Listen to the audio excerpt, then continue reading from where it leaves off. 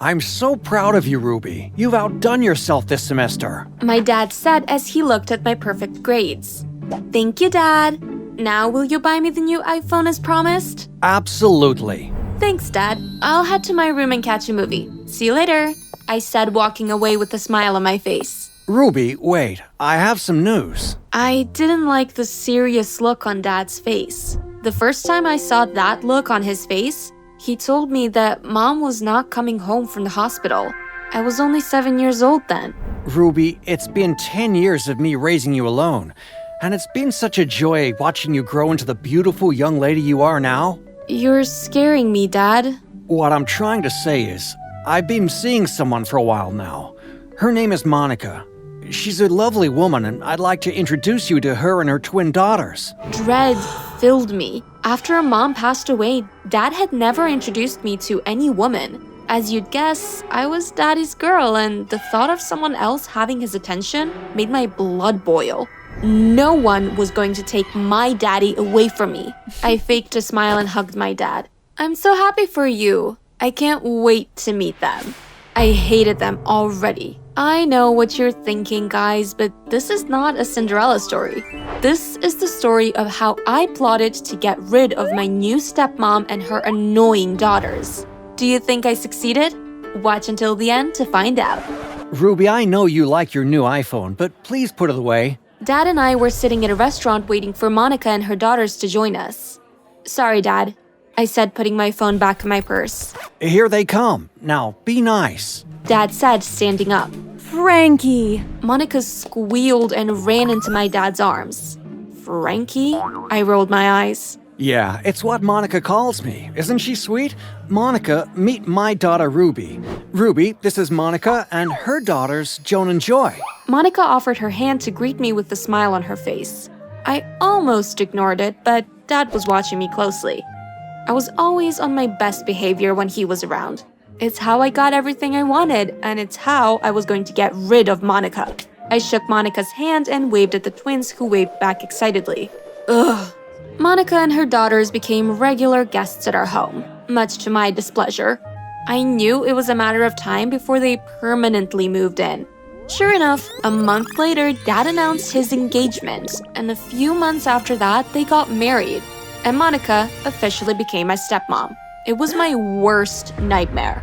Joan and Joy were around my age, but we had nothing in common.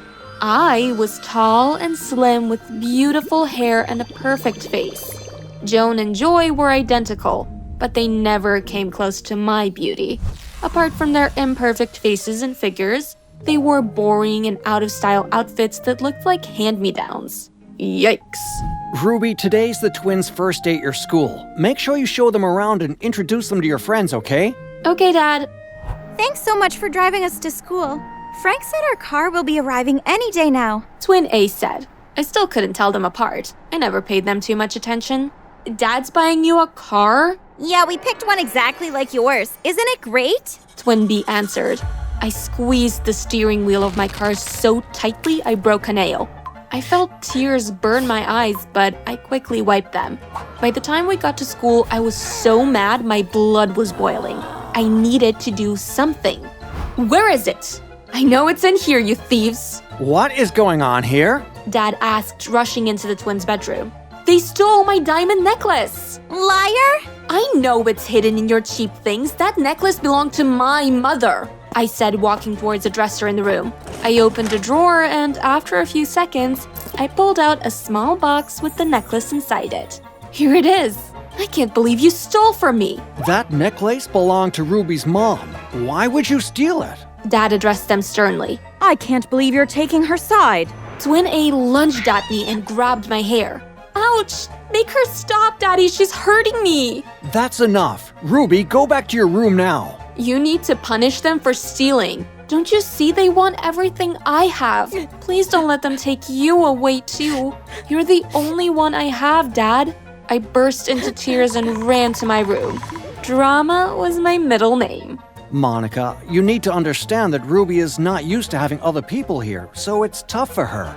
I'm sure she'll come around. I heard Dad say a few minutes. You're just making excuses for her. Your daughter is mean and evil. That's enough. You'll not say such things about my baby girl. Ruby is a good girl. The truth was, the twins did not steal the necklace. Earlier in the day, I planted it in their room. Enjoying my story? Stick around for my next plan. You'll like this one. Good morning, Finn. I greeted the school gardener. He looked up in surprise. You know my name? This was almost too easy. Of course I do. I always see you around school, but I've never had the courage to talk to you. You're so handsome, you know? Finn all but forgot the flowers he was watering. Thanks, Ruby. Of course he knew who I was. Everyone did. On a normal day, I wouldn't be caught dead talking to him, but desperate times called for desperate measures. And I was desperate. To get rid of the vermin in my house. Finn was going to be a part of my final plan. After a few days of talking to him on the phone and at school, Finn believed we were dating. One morning, I ran to him crying. Ruby, what's wrong? My stepmom, she's so mean to me. She wants Dad to transfer me to a boarding school. If I go, I'll never see you again. What? Why would she do that? She wants to have the house to herself and her daughters. She's jealous of me. I'm so sorry, Ruby. I wish I could help you. Bingo! Actually, I think there's a way you can help. I proceeded to tell Finn all about my plan, and although he was hesitant at first, I managed to convince him. All it took was one kiss. The next day, Finn came to our house. All you have to do is go to Dad and Monica's bedroom and lie on the bed. Dad will walk in and see you there. After I showed Finn into the bedroom, I went back to the living room and waited. Dad would be arriving any minute. Ruby, I'm back. Where is everyone? Dad said as he walked in. Welcome back, Dad. I don't know where they are, just got home. Monica's probably upstairs. Oh, okay, good. Dad proceeded to walk upstairs, and a few minutes later, I heard him shouting. Who are you? What are you doing in my bedroom? Just then, Monica walked in. What's going on? I have no idea, I answered innocently. We heard footsteps coming down the stairs. I found this man on our bed. He says he's here to see you. What? I've never seen that man before. This is one of Ruby's tricks. Stop lying, Monica. You know me very well. Come on, tell the truth. Monica invited me over and told me you'd be at work. I did no such thing. Dad dragged Finn out and pushed him out the door. He then turned to Monica. I want you out of my house. Monica's eyes went wide. It was comical to watch. But Frank... You heard my dad. Get out of our house. Daddy, I'm so sorry she broke your heart. I rushed to the twins' room and started throwing their clothes out as Monica watched in horror. By the time the twins got home from the mall, all their belongings, plus their mother, were out on our lawn. I'm so sorry, Dad. I thought they were good people. It's okay, Ruby. I don't know what I was thinking bringing them to live with us. Please forgive me. Of course I forgive you. Can we go out for dinner? Anything for you, sweetheart. At school, Finn tried to talk to me, but I completely ignored him. I no longer needed him. However, the more I ignored him, the angrier he got, and finally he snapped. You're such an evil girl. I can't believe I fell for your lies. His outburst attracted some curious onlookers. Can't we talk about this after school? You're embarrassing me. Embarrassing you? You were not embarrassed when you needed my help. Please, keep your voice down. Is everything all right here? Mr. Pan, my math teacher, asked. I immediately started to cry. Please ask him to stop harassing me. He asked me to be his girlfriend and I already said no, but he won't listen. What? That's not true. Enough, Finn. Please follow me. Everyone else go back to class. Much to my delight, Finn was fired that day. Little did I know that was the beginning. Some days later, I came home and walked into a nightmare. Monica, the twins, and Dad were all seated in the living room. And guess who else was with them? Finn. What are you all doing here? Finn told us everything. Dad looked so angry. Whatever he told you, he's lying. Save it. Finn already showed us your messages on his phone. I'm so disappointed in you. You let me believe Monica was cheating on me. There was no need to pretend anymore. They were ruining everything. I had a perfect life before you brought them to live with us. I'm your daughter, not them. I mean, just look at them. They're not as beautiful as me. And look at Monica, she's so boring and has no taste in fashion. I have nothing in common with them. The room went completely silent. Dad was finally seeing my true colors. College is starting soon. I need you to pack and get out of here. I'll pay for college and your upkeep, but I don't want you here. Monica and the girls will be moving back in. As for you, young man, leave and never come near my family again.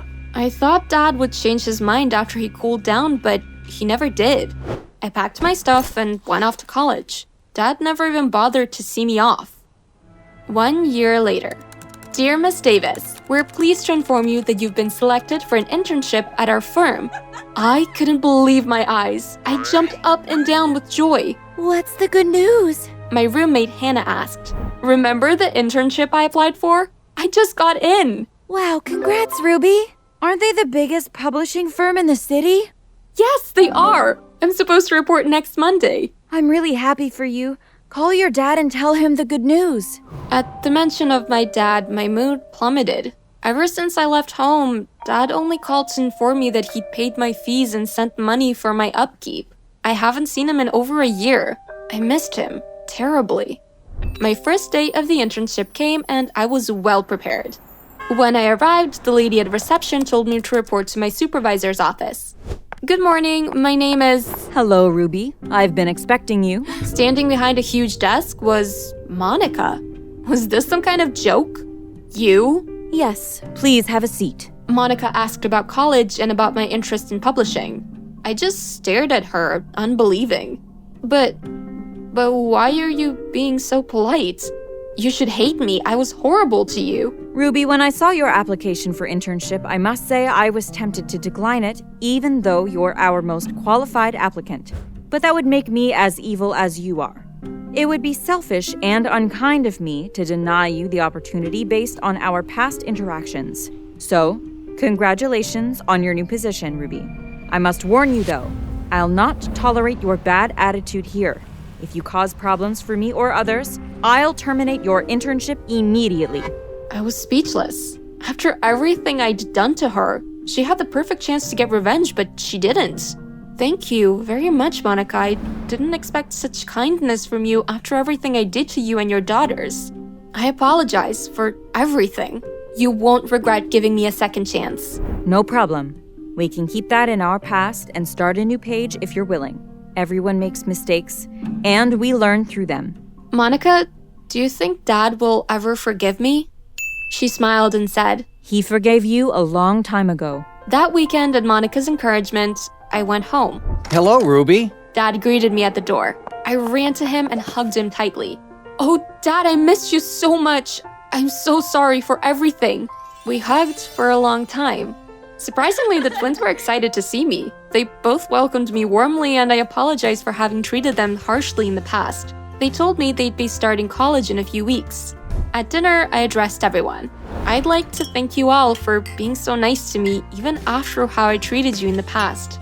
Monica, I am so sorry for the terrible things that I did. The truth is, I felt like you were trying to replace my mom. And Joy and Joan, I was afraid that Dad would love you more than he loved me." What? Your dad loves you, and he's been miserable ever since you left. I'm sorry you felt that. All you had to do is tell me, and I'd have told you that no one will ever replace your mom. I love Monica, but that doesn't mean your mom is forgotten, okay? She will always be part of our lives. I also want you to know that anyone that is unkind and mean to other people is ugly, regardless of how beautiful they look on the outside. Welcome back home, Ruby. We all smiled and nodded. Everyone pulled in for a hug, and we all had one big family hug. It felt so good to be among family.